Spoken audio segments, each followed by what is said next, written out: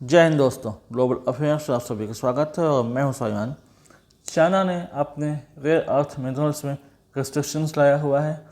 अभी उस एक्सपोर्ट को कर्व कर रखा है चाइना, जिससे ग्लोबली बहुत ज़्यादा ह्यू एंड क्राई मचा हुआ है, बहुत ज़्यादा असर पड़ा है मैन्युफैक्चरिंग सेक्टर में अक्रॉस द ग्लोब। इसने हर सेक्टर को लगभग इम्पैक्ट किया है।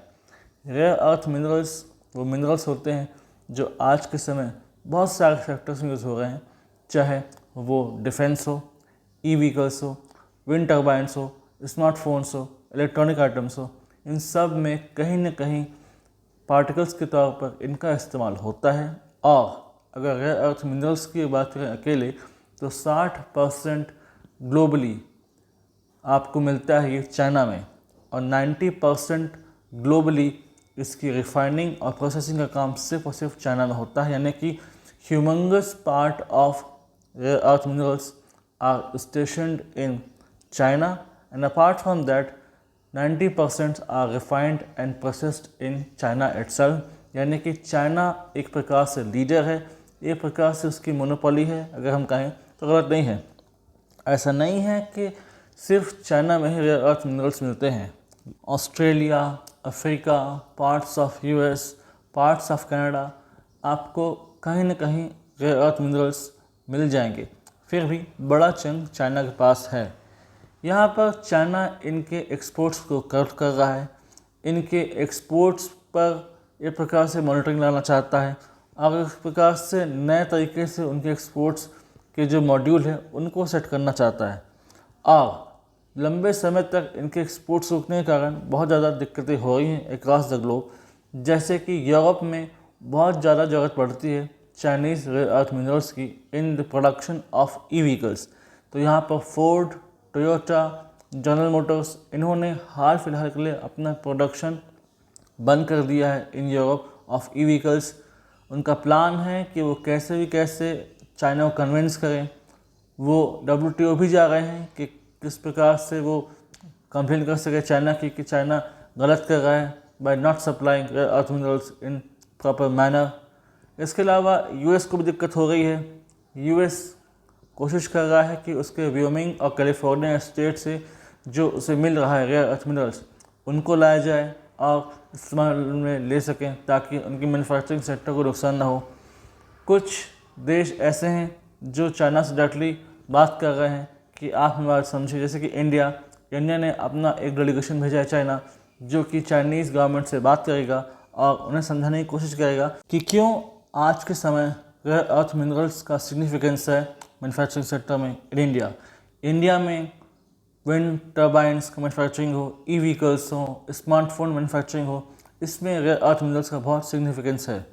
ऐसा नहीं है कि बहुत रेयरली मिलते हैं, ये दुनिया के अलग अलग पॉकेट्स में आपको मिल जाएंगे, लेकिन फिर भी ये उतनी हाई कॉन्सेंट्रेशन में नहीं मिलते और इनका एक्सट्रैक्शन बहुत महंगा होता है, बहुत आसानी से इनको नहीं निकाला जाता, इसलिए इन्हें रेयर अर्थ मिनरल्स कहा जाता है।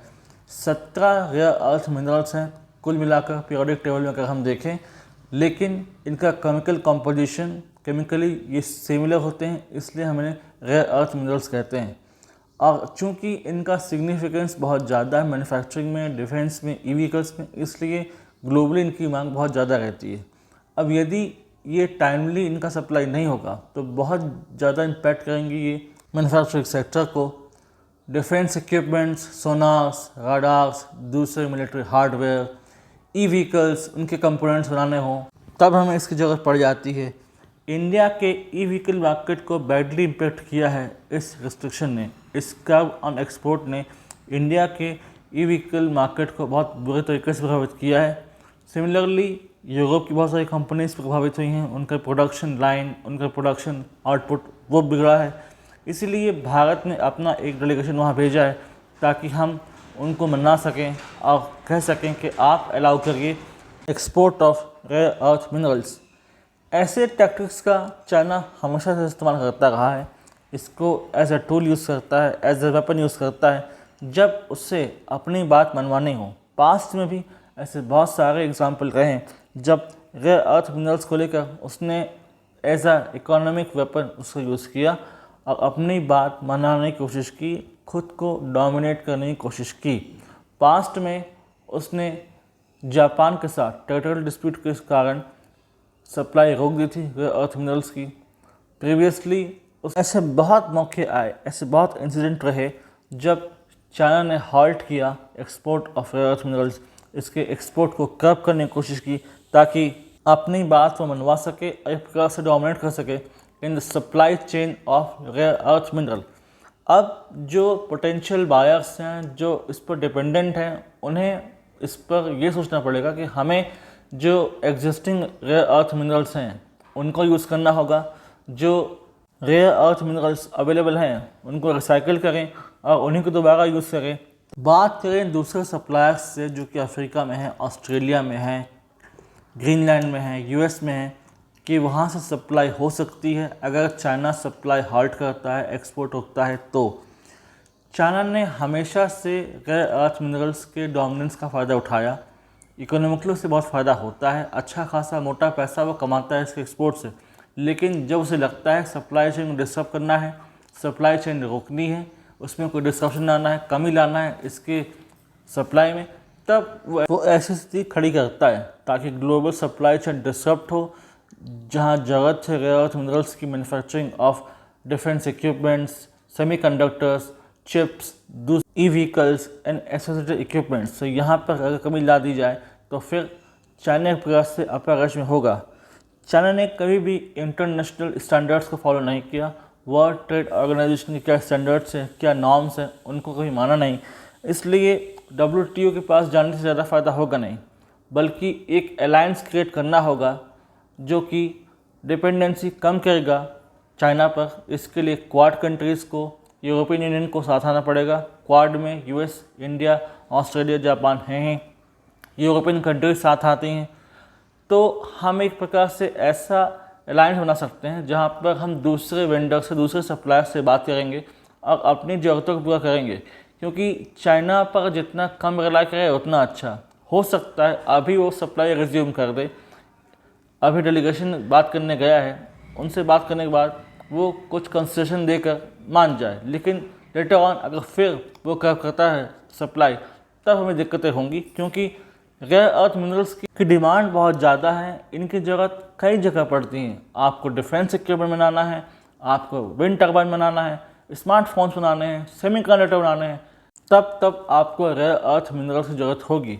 और जैसे ही ग्लोबली मैन्युफैक्चरर्स ने ये फैसला लिया कि उनको चाइना पर डिपेंडेंट नहीं रहना, उन्हें इंडिया में भी आना है, इंडिया में इन्वेस्ट करना है, China+1 की पॉलिसी उन्होंने अपनाई, तब से चाइना को अच्छा लगा नहीं, क्योंकि उनको लगा था कि सारा इन्वेस्टमेंट मैन्युफैक्चरिंग सेक्टर में बूम जो आना था वो सिर्फ चाइना में आए।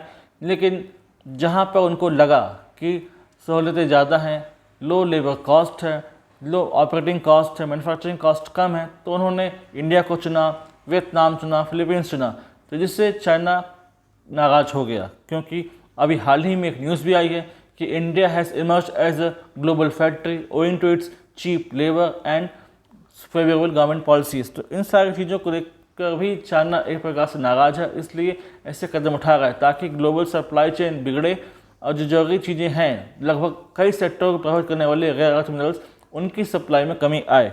ऐसे निर्णय लेकर वो ग्लोबल इकोनॉमी को खतरे में डाल रहा है। इसलिए जल्द से जल्द एक एंटी चाइना अलायंस बहुत ज़रूरी है, जहाँ पर रेयर अर्थ मिनरल्स की सप्लाई, उनकी टाइमली डिलीवरी और अवेलेबिलिटी इंश्योर करना है और चाइना से खुद को डिकपल करना है, और जितनी जल्दी कर सकें उतना अच्छा, क्योंकि इससे जो मैन्युफैक्चरर्स हैं उनको भी डाइवर्सिफाई करने का मौका मिलेगा। चाइना से डिकपल करेंगे तो अफ्रीका में ऑप्शन ढूंढेंगे, ऑस्ट्रेलिया में ढूंढेंगे, ग्रीनलैंड में देखेंगे, US में अवेलेबिलिटी है तो वहाँ देखेंगे, तो उनके पास ऑप्शन बहुत ज़्यादा होंगे।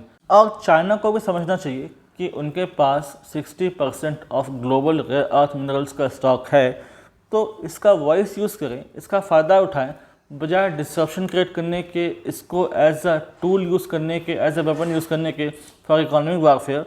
सस्टेन्ड मैनर में सप्लाई करें तो ग्लोबल सप्लाई चेन भी डिस्टर्ब नहीं होगी और आपको ही फ़ायदा होता रहेगा इन लॉन्गर मैनर।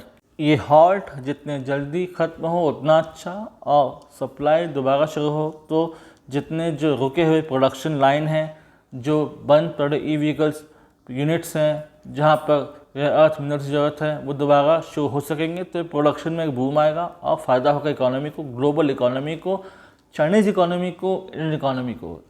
तो लार्जर पर्सपेक्टिव फ़ायदा यही है कि चाइना अपना हट छोड़े और रेयर अर्थ मिनरल सप्लाई दोबारा शुरू करे। और इस संबंध में अगर चाइना से कोई पॉजिटिव रिस्पांस आता है जो कि सिग्निफिकेंट है, तो I will surely update you people through my next video. Do like, share, subscribe the video and widely spread this video for the knowledge of people. यदि आप हमसे जुड़ना चाहते हैं तो आप इंस्टाग्राम, टेलीग्राम के थ्रू हमसे जुड़ सकते हैं। इसका लिंक डिस्क्रिप्शन है, आप जाइए और इसे ज्वाइन कीजिए। Thanks for watching. जय हिंद, जय भारत।